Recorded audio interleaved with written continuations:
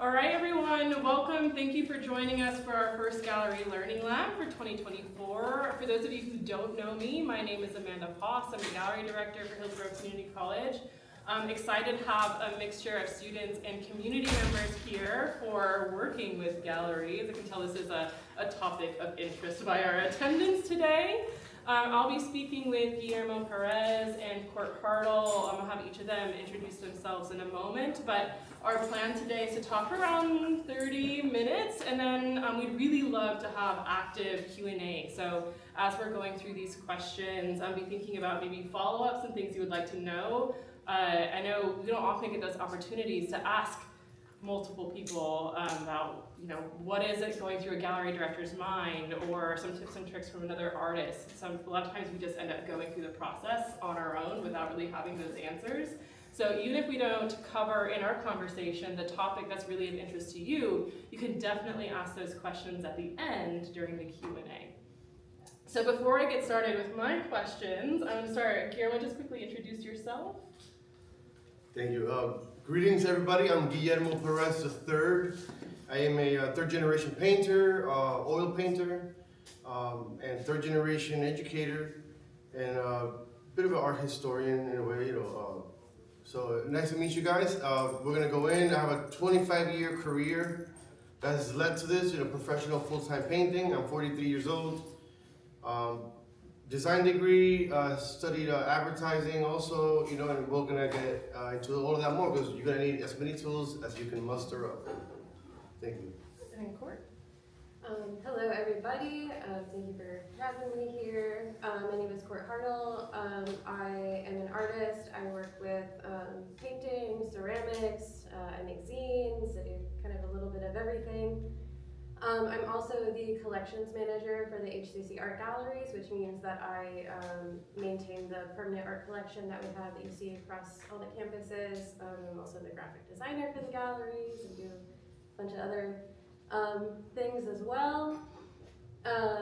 My work as an artist deals with things of memory, storytelling, and placemaking. I am a self-taught artist, so I did not go to school for it. My bachelor's degree is in anthropology, but I have somehow managed to build up a pretty good resume, I guess, of shows nationally and publications and stuff. So yeah, I'm really excited to talk to you guys. As you can see from my two guests here, there's no one right way into the art world. I think that's really important that we acknowledge and establish from the beginning. Lots of different backgrounds and topics, and our entry points into this community is super varied. There's no one right or wrong way. Before I get to the questions, just gotta do my quick gallery director moment of acknowledging the people who support us. So I want to give a shout out to my team, Cort, James, Rachel, our students. They all work really hard to make all these happen. A Student Government Association pays for all of our programs and our exhibitions throughout the year, so very, very grateful for the support of our student activities groups so that we can continue to bring these kind of programs to our community at no cost for the community. Thank also our campus administration. Here we have Dr. Keith Berry, who's our Dean of Academic Affairs, and the campus president, Dr. Larissa Bahia, both tremendously supportive of the arts, and that's a huge part of what we do is about relationships, and we're really fortunate to have really wonderful relationships with our campus groups here. So now we're getting into the good stuff, right? I'm going to start with Guillermo for this question, and Cort can respond as well. This is a big question. How do artists approach galleries anyway? And you've done this on both sides of the coin, in your gallery, but also as an artist. So how does that work? What are some effective strategies in your mind for establishing that contact? It is very crucial. You would like to develop a relationship with the gallery. Don't show up with your paintings on your arm. You're gonna try that. I've tried it. In my early days, everybody's tried it. I get it every day at the gallery. So it's an ongoing thing. It makes common sense to people. I just show up and show you. What better way? But it's best to develop a relationship with the gallery. Go to the events. get involved in the newsletters, in the emails, get to meet the gallery directors, get to meet some of the artists, see the exhibit, understand the thesis of the gallery. And also, it helps to understand the technical aspect and the administrative aspect. You want to have an insight into, here's somebody that has to open up a file. You want to have things properly labeled, the nomenclature, the titling, all your information. You're gonna so start leveraging any sort of business skill and artistic skill. They blend together in approaching the gallery. Yeah, I would echo that. That the most important thing is to build relationships with people in the community. Other artists, gallerists, curators, graphic designers, photographers, like anybody who is in your local arts community. Just build relationships, go out to art events, maybe volunteer here and there. I know no one likes free labor, but I guess the point is, like, if you show up and you make yourself known, people will remember your face. And then when it comes time for you to show them your art, they will remember the person who is connected to the art, as well as just the work. And there's a number of ways to approach galleries as well. You don't always have to cold call them. They also put out calls for proposals. So those are really good kind of intermediary kind of ways to get involved with galleries, where it's you're not just cold pitching somebody, they are actively asking for proposals. There are open calls for art for various kinds. There's a bunch of different ways to get involved, but I would say the first step is always just go see art shows and meet other artists and meet people who run galleries and work in galleries. Yeah, I see a lot of familiar faces around the room. I'm sure you can nod along. Showing up, being there, being a known face goes a long way. It's not a big community. Tampa is getting bigger all the time, but in the arts community, they tend to be fairly small. Or if you don't know someone directly, chances are you know somebody who knows that person directly. So those ideas of relationships and being, a positive contributor to that community goes a long way, because we all talk with one another too. And if you're an artist that sends me information and all of your files are exquisitely labeled, that says something, and if I've seen you around before or you've submitted work for an open call, that building of familiarity helps a lot. It's not a guarantee. I mean, your work is really the thing that's going to lead. However, and part of that is being known, being an active contributor. It really goes much further than you think. My next question is, how can artists leverage creativity to overcome financial constraints? We're really getting into it now. We're talking about the money, but particularly for those in early stages of their careers. What's some advice you might give? Would you like first? Finances. I think as far as leveraging creativity, I see that as being resourceful when it comes to finances, and carving out time and space to make art when you're going to school and you're also working sometimes 2 jobs and you have an internship. I think that one thing that has helped me a lot in the past, especially when I was first starting out, was having a job that didn't ask too much of me. That was something that really, really helped. Having a job where I could go there and it paid my bills, I made enough of where I could, support, pay my rent and stuff like that. But that I still had enough left over for myself at the end of the day. And so I worked, the front desk at a museum, which was nice because it's, customer service and a lot of downtime. And I was a barista for a while. But yeah, those kinds of things really helped for making sure that I had enough energy and time at the end of the day to actually make work and actually practice, which is also very important at the beginning. So It's really good. I like a lot of things that you mentioned. resourcefulness, be organized, creative ways. You're lacking finances. You need more finances. You need to manage your time. You need to produce content, organize it, have a schedule for posting. Use social media as leveraging. You don't have money for millions of dollars for a big construction and a studio and a development. You'll get there. In the meantime, Instagram, Facebook, TikTok, YouTube, Snapchat, your entire link tree, bring them together. If you don't have, can't make business cards, hand make them, cut them out, draw them, and be very tenacious, and be daily in your office.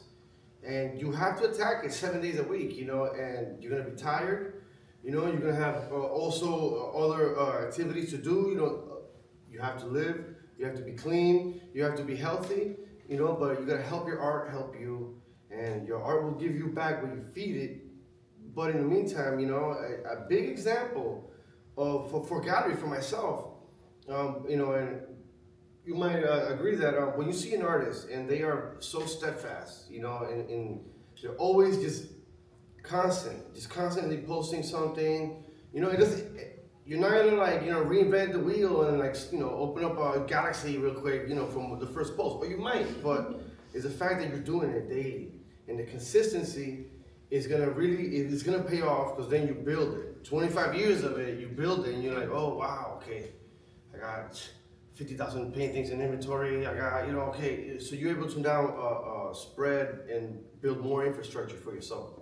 But understand the office.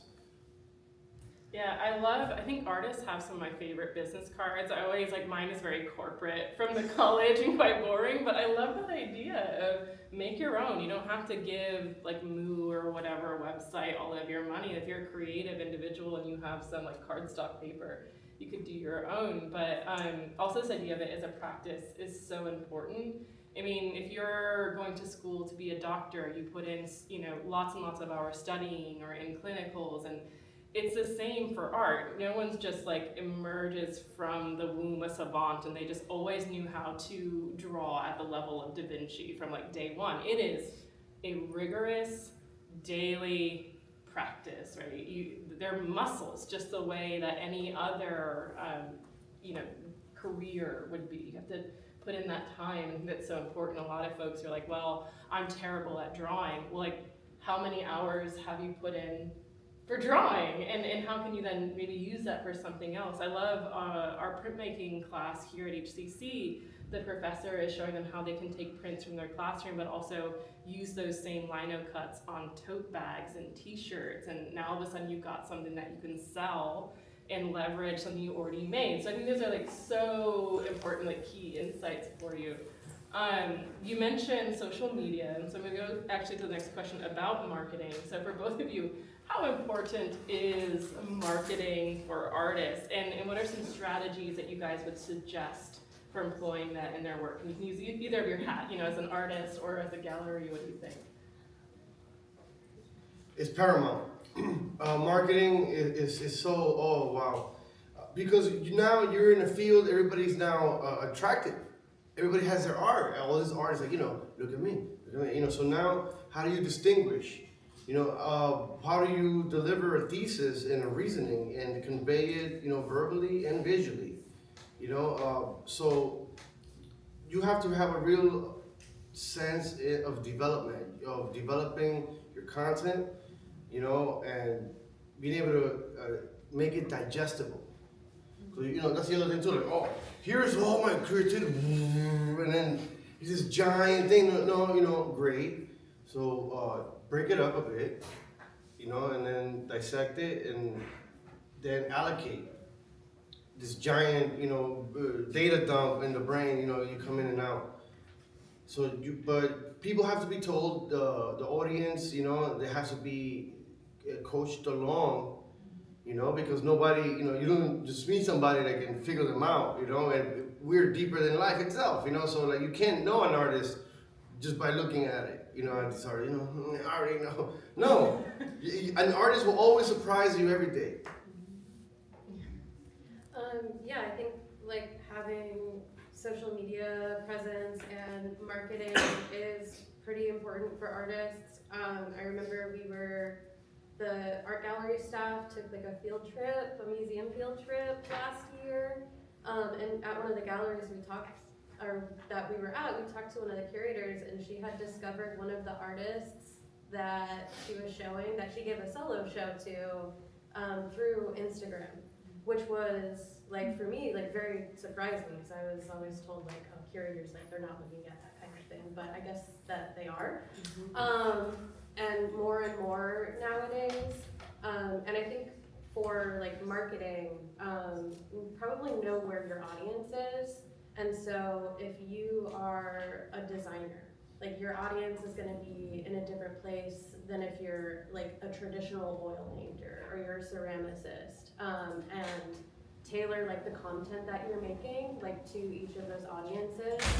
So, like, I have a website that I use as, like, a professional portfolio website, and I'll use that to include in, like, emails and, you know, submissions for calls for art. But then I also have an Instagram account where I post finished works, as well as, like, in-process stuff, behind-the-scenes stuff, a little bit more, like, personal content, so that the people who are engaging with that can kind of also get to know me as a person, instead of, like, just, like, a professional portfolio of, like, here's the work. And I think that, like, social media can also be useful for building those relationships that we were talking about earlier with, like, various art communities, right? So it's not just the art community that you are physically part of, it's also an art community that, you know, is digital and can exist anywhere. A pretty good example of this is I personally responded to, like, an open call that I saw on Instagram last spring, I want to say, and it was just, you know, a gallery I hadn't really heard of, but there was an open call, and I was like, you know what, I'll just submit to it. Through that relationship that I started building with, you know, that gallery director, through that open call that was just online, that I met through, like, having an online presence, you know, I started getting, building that relationship, and now I have a solo show at a university in South Dakota, which is not a community that I could have been part of if not for the internet and for social media. So it's been a really, really good tool for me. Yeah, I think there's both things. Like Guillermo said, there's a lot that goes into your work and your production and your creativity, and it's difficult to distill that down, and almost impossible seeming. How do I take all these ideas and thoughts and distill it? A good practice where we can find overlaps with other disciplines is if you have a chance, maybe take an entrepreneurship class, and they do like pitch sessions. That's actually very, very helpful in thinking about like your work kind of like a small business, and how do you give that 30-second elevator pitch to somebody, and that impossible task of these years of thoughts and production, but distill it down so that if you're having just like a quick conversation, now it may not be like in the elevator with a business tycoon, but a gallery reception where that curator has a few seconds between conversations and you just want to introduce yourself, you want to have that ability to quickly say like, hey, this is who I am, this is what I do. But also thinking about who you're speaking to, in what sense is important. Social media, I mean, I would argue personally, Instagram of all of the platforms is probably the foremost for visual arts. If you're sort of like weighing your options and how to put yourself out there, I'm also now looking at Instagram when I'm curating shows and looking for new artists. Like formal websites are good, and if you're hoping to get into like a museum show or something international, maybe they want you to have that like very formal artist website. But if you're an emerging artist and you're just kind of testing the water and seeing where your audience is, Instagram is a free, accessible platform for you that you could just put a lot of your conscientious energy into developing, so then you can grow into that brand and into that content. It's very much possible. So I'm going to actually keep going along with these questions because I think they build nicely. So how does nurturing the creative process things you're doing, you know, at home in your studio, contribute to building a solid foundation for success in the art business? And again, we're getting to that like interesting territory, art as a business and the financial bit, but I think that's, you know, it's important because it's a real conversation. You hope if you're making work that you can get paid at some point for that work, right? So how do we get there?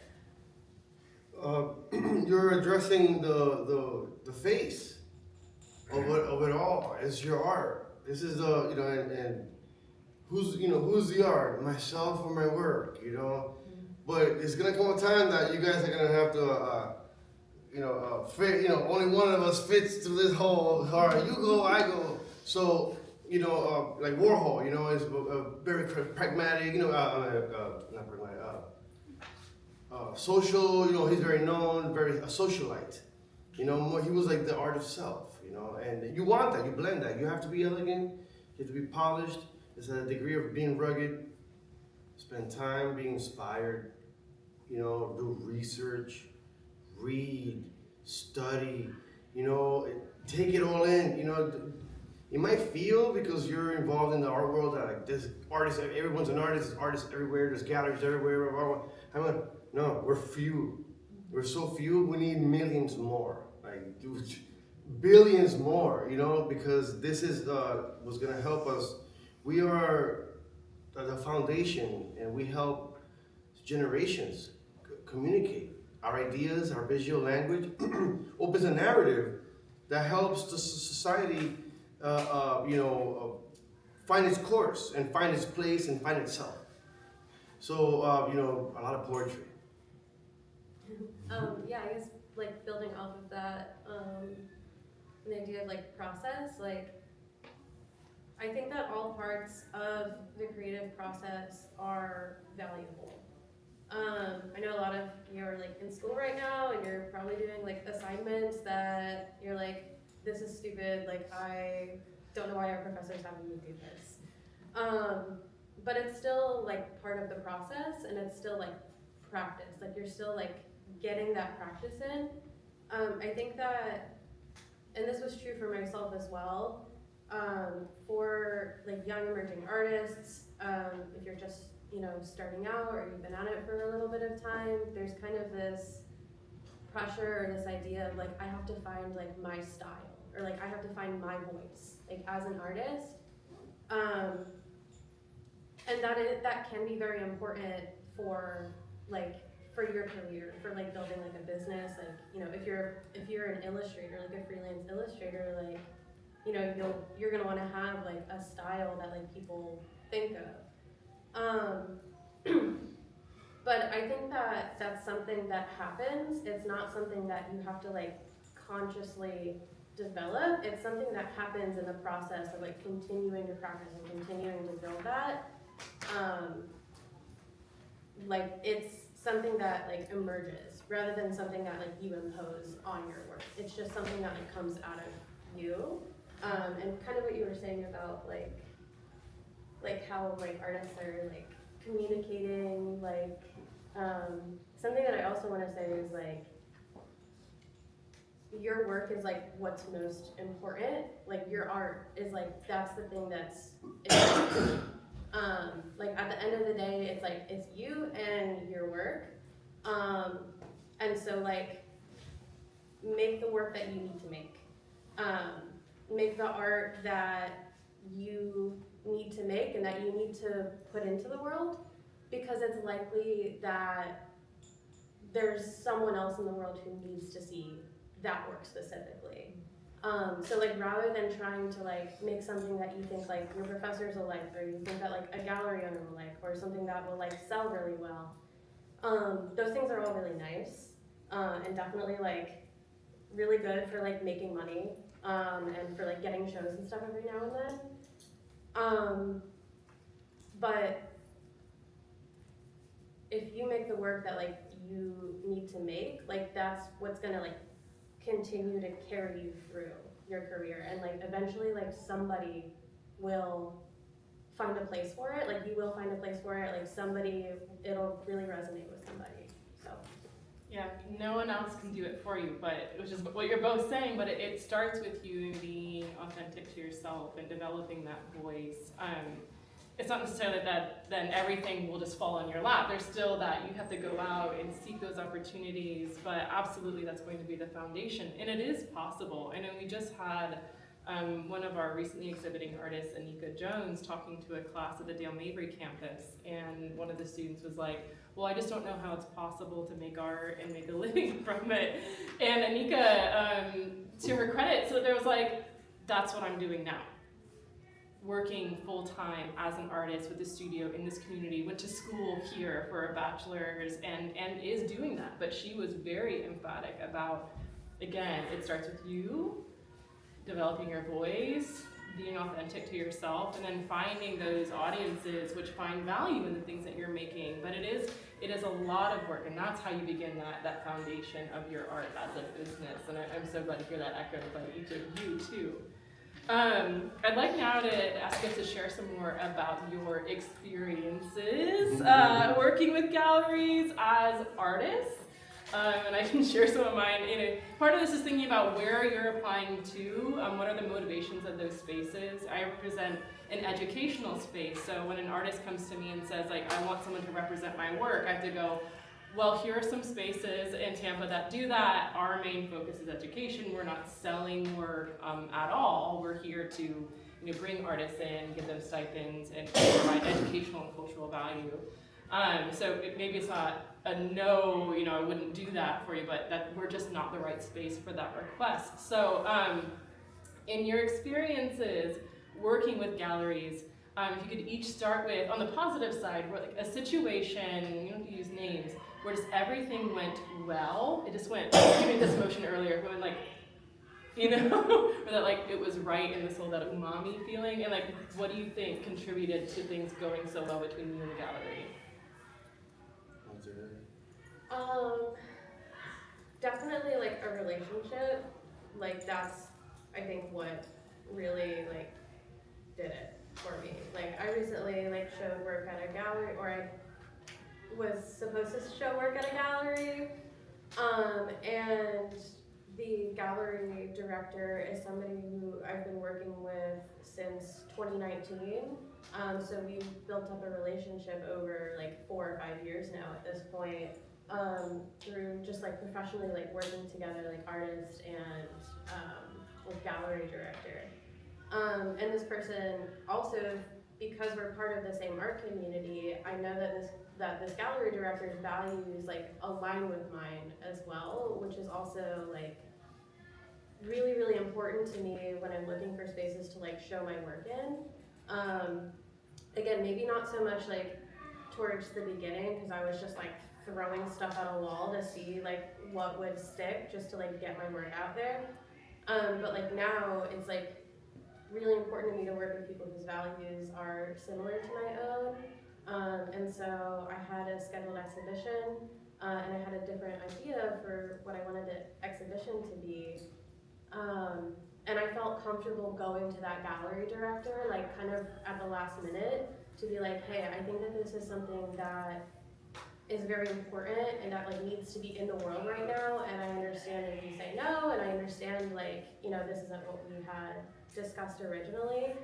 But I knew from having that working relationship, and also from being in community with that person and from sharing values with that person, that like that was an okay thing to ask. And he said yes, and the exhibition ended up being something that was really beautiful and powerful, that it might not have happened that way if it was somebody that I didn't know as well, and I didn't feel as comfortable to go to that person. So that was a really, really positive experience that I've had recently.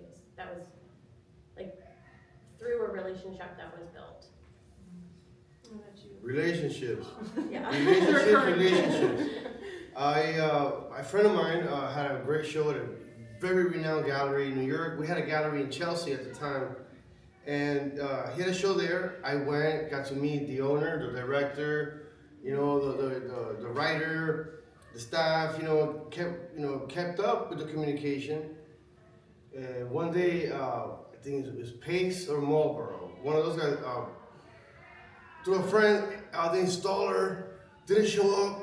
We got a show tomorrow. OMG, all right, I'll be right there. So I go over there, and then I talk to that gallery. They're like, oh, I heard you did the installation for these guys. Oh, do you mind? Our guy just quit. Sure. So I became the installer for another. I have my own gallery. I'm installing work for other galleries, like top galleries in the world, and I'm just doing their installations. A few months later, that gallery goes, would you like to headline our wrapping up our annual show? You're the headliner this year. They were a pay-to-pay gallery in many ways. They funded everything. I just had to show up, drop off my work, and show up in a tuxedo at the day of the show, and everything was hung, everything was beautiful, and it was like, wow. I'm on the other end of it, because usually like owner operator in a gallery, I'm hanging the show, and by the time the show comes, people are walking in, I'm like putting in a shirt, wiping my sweat. Welcome guys, I've been up for 3 days installing. So it's relationships are important, because these doors open for you, and you're doing your work, and that work is being done parallel to your work with other people.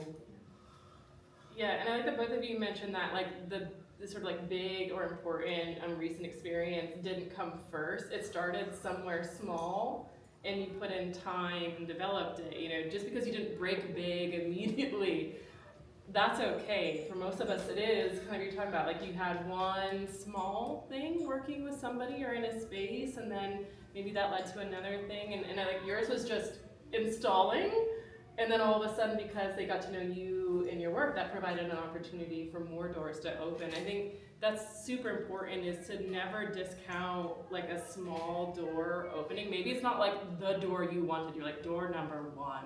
That's what I want. But door number 3 has kind of cracked open. Don't be so fixated on that first thing that you discount door number 3, because maybe that leads to something even bigger than you had imagined when you first started into that. I think that's huge. They're good examples of things going very, very well. Now we're going to take it to the other side of it without naming names. Could you give us an example? Because I think that's important, right? We're all not perfect.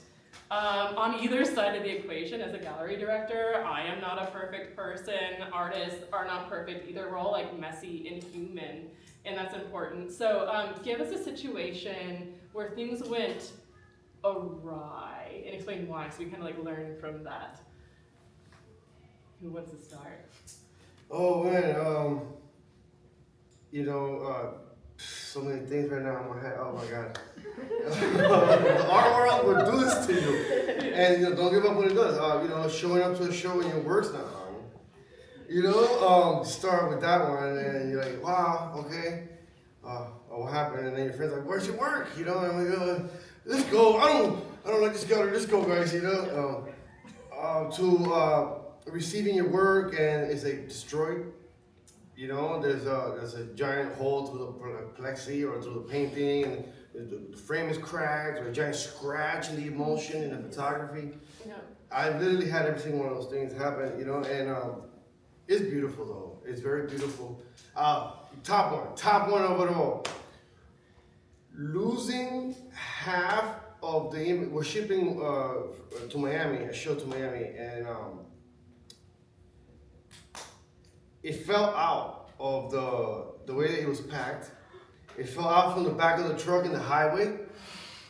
So they're driving, this like giant, this car skidding, and a giant 7-foot painting of mantis rolling down, I-75, And that happened, and then arriving to Miami, it was a gallery move, relocation, and arriving to Miami with like a quarter of the inventory and all of the major pieces, the great work that took fabrication time, all lost, and you gotta start from scratch. Breaks my heart already with that. Cort, how about you? I feel like comparatively I've lived a pretty charmed life as an artist. I don't have anything like that. I think the negative experiences that I've had have mostly just been due to like lack of communication. that's like, I think some of the worst things that I've come across is like lack of communication, where it's like, I was supposed to be in a show at the end of 2022 now, and I still remember it, because it was like a year and a half ago, and I still remember it, because I was like, come on, dude, like, you're supposed to be better than this. But yeah, a local gallery had like put out a call. They wanted artists to like email them with their work and their portfolio and stuff like that, and so I did. And they're like, great, we love your work, like we'd love to show you. And I was like, cool, what are the next steps? Nothing. And then like a week later, I'm like, hey, like, what's up? And they're like, oh yeah, definitely, like we still want to show you, like we want you to be part of the show, like, you know, just send us some photos of your work. And, you know, in return, I asked like, hey, what, you haven't really told me like what the show is like about, and you haven't sent me like any paperwork about like any artist agreements, and you want me to just like come and like drop off like my work to your space? Like that sounds kind of sketchy to me. Like I'm not gonna just like drop it off with no contract. Like I'm not trying to like give you this painting. So yeah, that was a pretty disappointing thing, just because of like lack of like communication. There was kind of a lack of professionalism there. But I've also been on the other side of that too, where like I've been like, I forgot to like email someone back for like weeks, and then I'm like, oh shoot, like I forgot this, like I'm not doing this mural now that like somebody asked about, like a really big deal, where it's like, oh man, I just forgot, like I should have put that on my calendar or something. And then I've also just kind of run into like sometimes like people with like really big egos. Like I've seen curators like bashing artists like publicly and stuff like that, and just like, you know, lack of like professionalism, but also like a lack of like realizing that like, oh yeah, you're part of a community, like you're part of an ecosystem. It's not like you as the curator and then like the artist should be like grateful to show in your space, right? Like it's a two-way street. Like it's a relationship that's built. It's not like you're an artist and, you know, like you should be grateful that they're giving you like a platform. Like no, just take your work somewhere else. Start an artist collective. Like, you know, get your own space. Like you don't need to deal with stuff like that. So because kind of what Amanda was saying earlier, where it's like you have time. Like these things do build over time. It's not like, you know, like as artists, we're not like professional athletes and like we have to be like out the door when we turn 35. Like it's like, oh, you're 30, you're done. Like bye. Like there's a lot of time, so don't feel like if one opportunity like doesn't work out for whatever reason, that it's like, you know, crushing or like the end of the world. Like there's plenty of time. Yeah. Yeah, I worked with an artist who had just gotten a show. It was specifically branded as like an emerging artist show, and she was in her 50s or 60s, and she's like, well, I guess I'm still emerging, but you know, so sometimes it does take quite a bit of time. Like I can even on my side remember the first time I displayed work and something fell off the wall. It wasn't my fault, but I felt like it was when I went into the gallery. This big, beautiful photograph had fallen and it completely destroyed the frame, but the gallery had come from previously. So where like your craftsmanship and all the things, not just the work, but how it's presented is important. They had put the screws for the D-rings on the back too close to the interior edge of the support, and it was heavy, and so that wire over time it just ripped through that like little baby bit of wood that was separating it, and it fell, and it was just so like I can still see it clearly in my head as I'm telling you this story. Another one, we received the artwork. We were really excited. Told the artist that had come. We opened the box and it was like spaghetti. It was these like packing straps and an armature, very purposely put together. It was meant to like fold, and the previous institution had just like put it in the box and really pull it out. It was like, oh my gosh, now what? And But because of communication and relationships, these should be maybe like key takeaways from all three of us. I was able to contact that artist immediately and say like, hey, this is how it received. We'll work with you. How do you want to move forward? And they came over and worked with us. But that communication, they were so frustrated. Not really that the other gallery had messed things up. It was all fixable, but that they hadn't communicated this to the artist whose work that they were now responsibly supposed to be transporting from one exhibition to the next. So that communication is so crucial, and it's hard. I know, like, I talk to students now, and I'm like, pick up the phone, and they're like, phone. Can I send them a message? But like, really, it's that, like, just picking up the phone, talking to someone, being a human being, and like, it's okay to admit mistakes. It happens to all of us. I've forgotten to respond to an email before, right? Remind a speaker that they're talking the next week, but like, just be that human being, communicate, and be realistic, I think.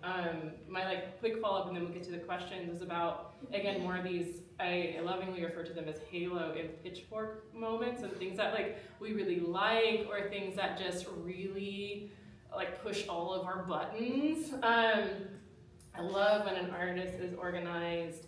It's so frustrating when they either don't communicate or they overpromise and underdeliver. I would much rather that you come to me and just be real. Like, tell me what you can and can't do, because I can work with that. And then I can make an assessment as a gallery director if that's something that's reasonable for me and reasonable for you. But I can't have that conversation if you're not being honest. So with that, do you guys have any like pitchfork, halo moments? And then we'll get to questions that you want to relay. Well, Yeah, so many. databases. Thank you. That's really great. Understand that your work is going, once it leaves you, it's going to have a life of its own. So you're going to have to ship it. Look, like communication, relationships. Look how many wheels go into the art, into you having an art show. So you're going to ship it. It's going to travel. In a truck. Somebody's gonna take it, pick it up. So the way you pack it, the way you prepared everything. Did you make work? Does your work fit the aesthetic of the show? Or did you just send something in? Now it's a far reach. Did you not communicate? You monumental idea. Dream big. But in the meantime, hey, I was dreaming big. I was thinking more Saturn, but I'm looking more like Mercury, you know what I mean? So that's where I'm at, a halo moment is seeing it all come together, years of work, years of building relationship, years of living out of the gallery, nobody knows, it's hard like that, and then seeing another gallery, world-renowned, having your breakthrough show. Just like having your breakthrough sale, having your breakthrough show with a giant gallery, and seeing your work up, sweetens all those pitchfork moments. One halo will give you undo a million pitchforks. Yeah. So I'll say that. Absolutely. Yeah, I agree with that, like, wholeheartedly, that like one really good thing, like, just, like, can cancel out, like, all of the bad. For me, it's like, as an artist, for me, it's like, whenever I just, like, meet someone who, like, really connects with the work that I make, like, that's, like, a moment that, like yeah, this is why I do it, like, this is what keeps me going, like, that's what, like, really does it for me, when I, like, get to talk to somebody who's, like, your work really, really resonated with me in this way, and, like, wants to talk to me about it. Now with my, like, working in a gallery hat on, whenever people send images that are like really, really good photos, and that are like clearly labeled with like good file names, like those are things that I really like, really little things that I really love.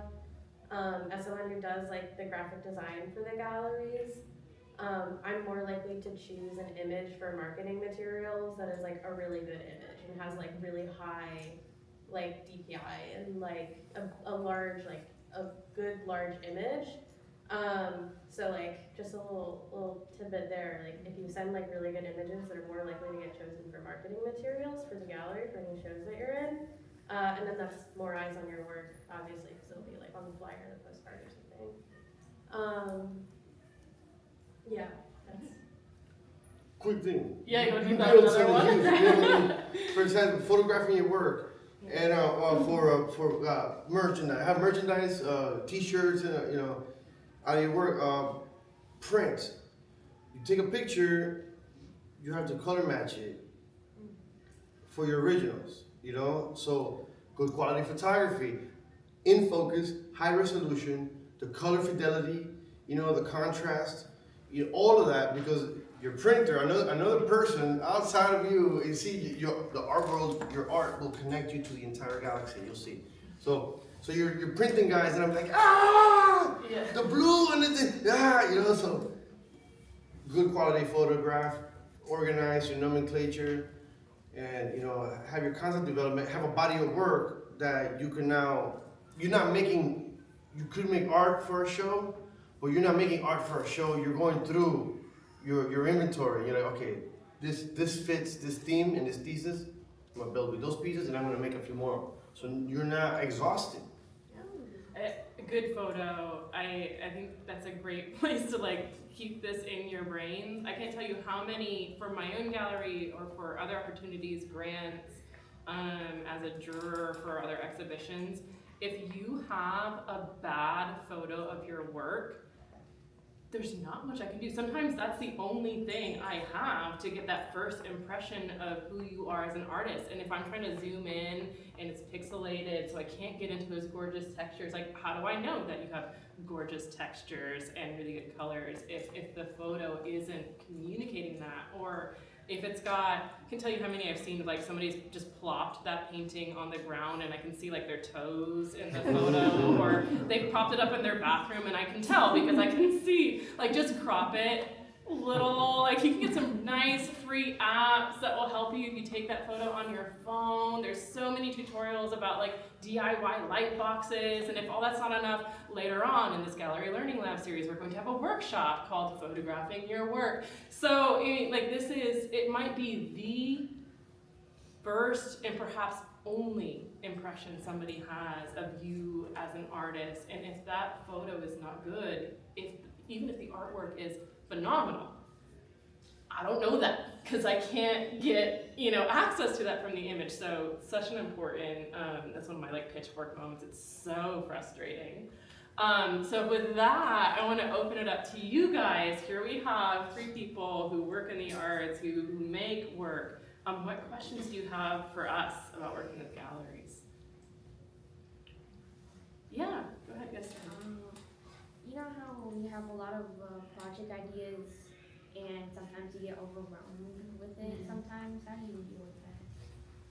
Yeah, so when you have lots of project ideas, how do you narrow in without getting too overwhelmed with the question? Write it down. Write it all down. Yeah. Have notebooks and notebooks of ideas. You're gonna need them. Because sometimes, then when you get into a brain freeze, and a writer's block, or like something's happening in your life and you're just not creative, but you gotta keep going. So when you don't feel it, you have to work. So you go to your notebooks. Okay, all right, I'm gonna work on this. I'm gonna work on that. So you're not pushing it. You're not forcing your mind. But so when you got brilliance, get it all in. Voice notes on your phone. I show you on my phone. I have like 300 notes, so anything, notes, like that, Yeah. so. That's a great idea. Yeah, I would echo that. Like, sometimes, like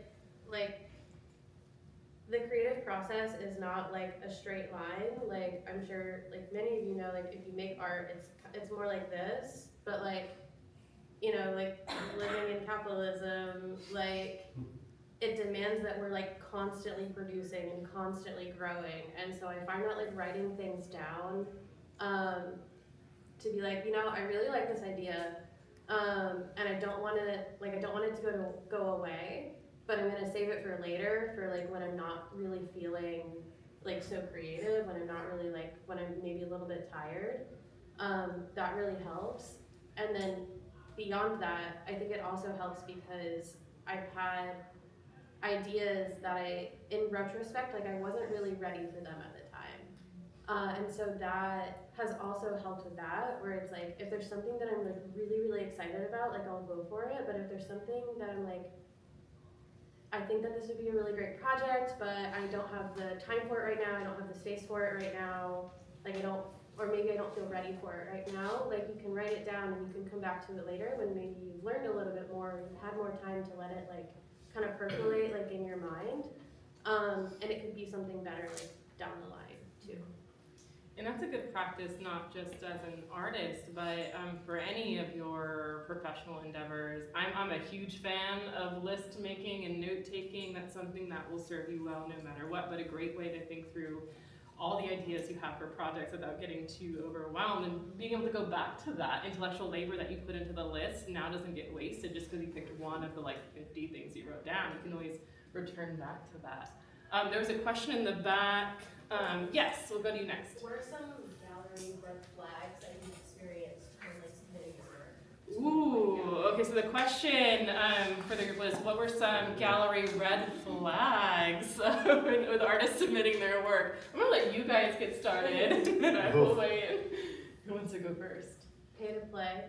Ooh. That's like the biggest red flag for me, is like if you pay a submission fee and they put you in their gallery.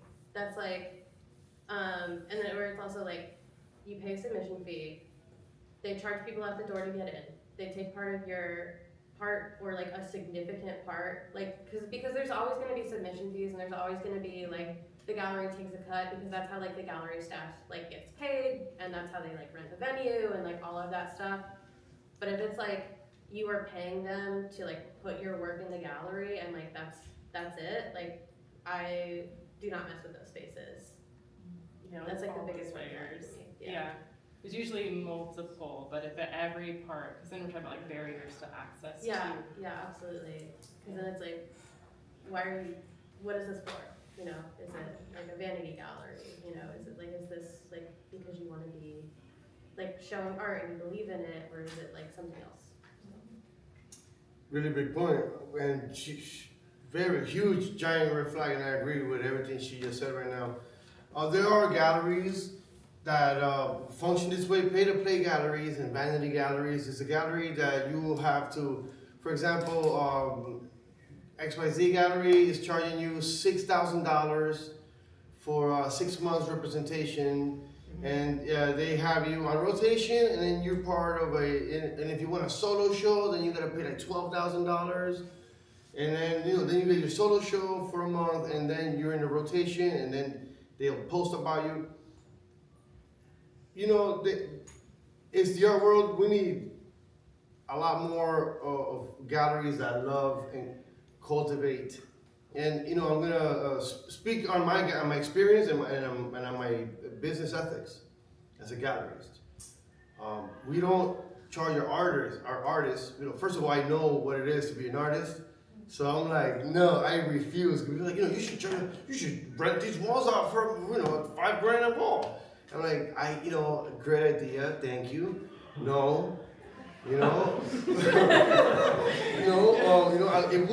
life would be much easier, if it wasn't for this darn love of art and artistic integrity. We take a gallery that's not focused and proud of discovering artists and talent.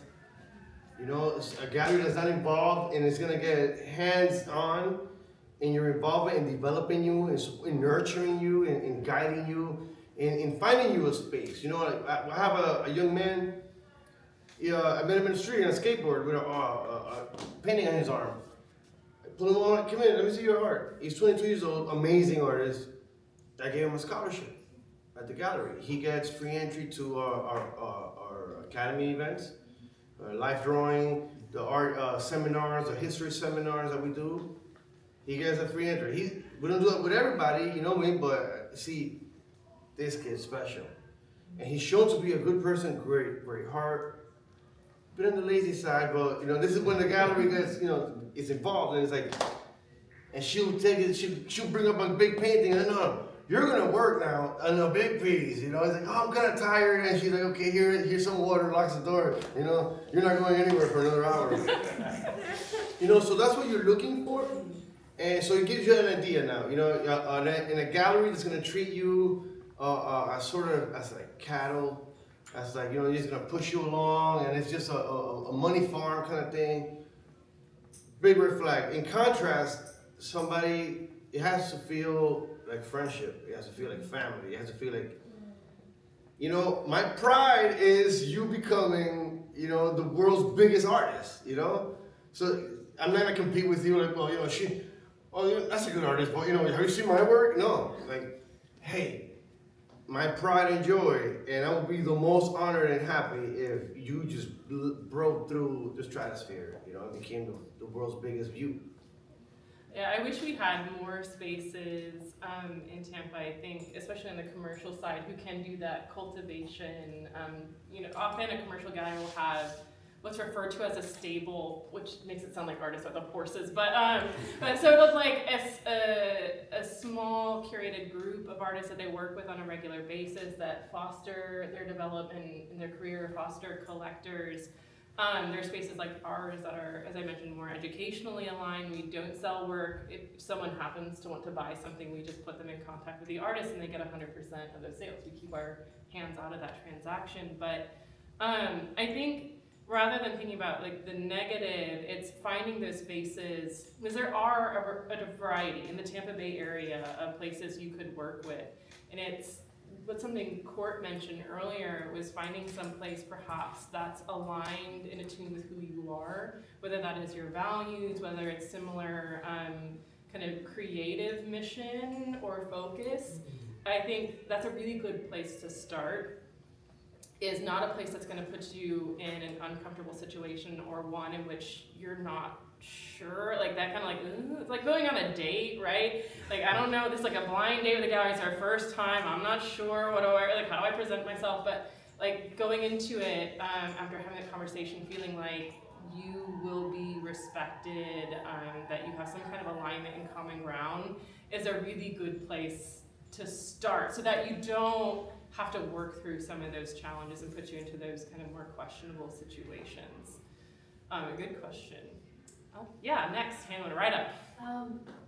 When your work is like at a gallery and something happens to it that's not fixable, is there ever any like compensation for the artist? Or like is that just like cut my losses, better luck next time? Yeah, I can start unless one of you guys want to. So, I would say, so Cort had mentioned in that like a not so great situation where they worked with a gallery where there was no paperwork involved, and that made them feel not great about that exchange. Every reputable space you work with is going to have some kind of loan form or contract that just defines the expectations for you as the artist, and on the other hand, the institution. We're really lucky we've not had to file insurance here or anything, but we work really hard to make sure that's not gonna happen. But this is where you will read the fine print.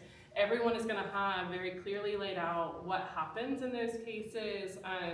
A lot of times in larger group shows, the liability goes all on you, that you have delivered the work, we can talk about this hang ready or ready to display, that all that gallery has to do is, you know, if it's 2D work, you put the nail on the wall and hang it up, or 3D, it's just gotta be, it's safe to put on a flat surface pedestal. So like you assume that responsibility. If the gallery is handling it, you know, safely, and that you trust them to do that, then it's all good. You trust it's not gonna fall. So sometimes it's like at your own risk in that contract. Other spaces might have a liability policy, and if something did happen, they would work with you on it. Most large institutions are gonna be the latter. They're gonna have an insurance policy. Every time we do a big show with professional artists, all of that gets sent to risk management, and it's why we ask you the value, even though we're not selling the work actively, right? So that we have that expectation and clarity. Now then, appraisers have to get involved, and look at this like network of things. As Guillermo said, we're gonna connect you to the constellations and to the galaxy.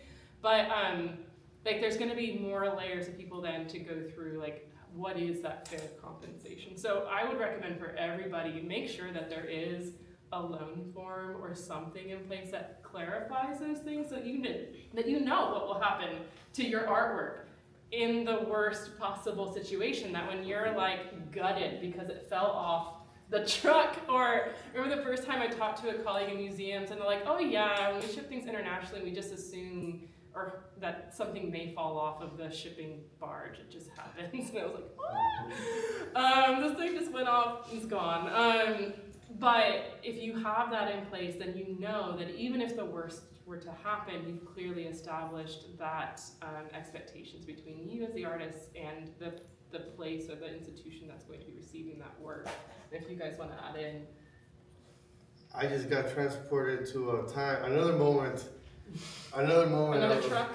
No, another, let's tell you that's afterwards, more tales. Alright, where were we?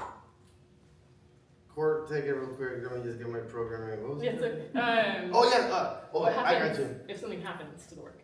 You know, I would say she nailed it.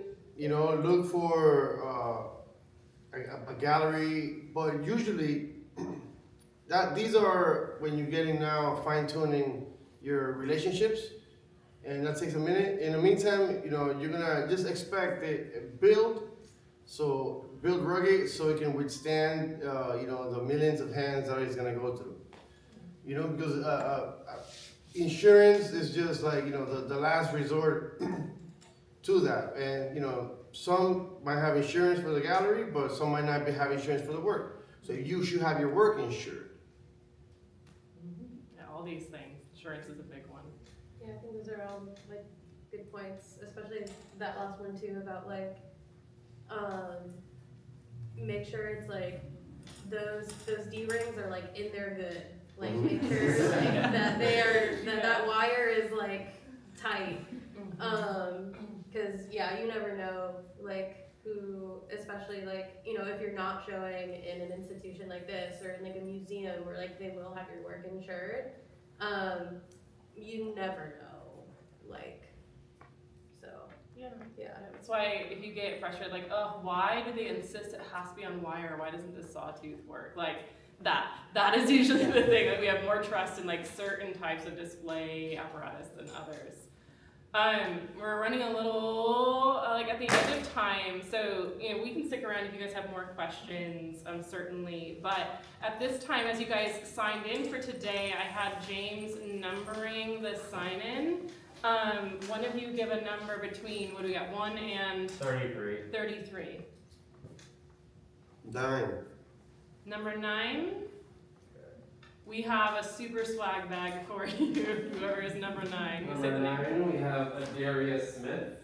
Raise your hand. Super Is swag Darius? bag. Yay! Okay.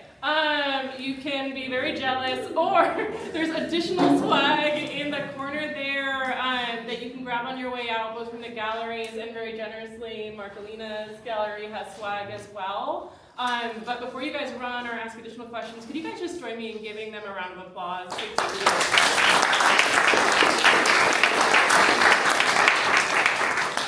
Thank you so much. We hope you join us for future gallery learning labs. But otherwise, we'll see you again soon.